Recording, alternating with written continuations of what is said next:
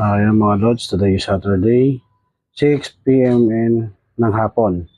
So tinawag sa akin si Nanay Elisa Alejandro. Siya po ay taga Romblon, 61 years old, na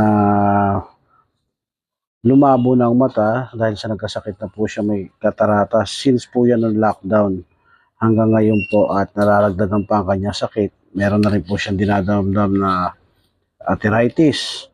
So, yan po ay pinapanawagan ko rin po sa kanilang mga kamag-anak sa Alejandro family from Romblon. Ito po si Nanay Elisa. Tignan niyo pong mabuti yung sitwasyon niya ngayon. Siya po ay may sakit. So, nagsosolo lang daw po siya dito sa Manila at ang kanyang anak na 20 years old.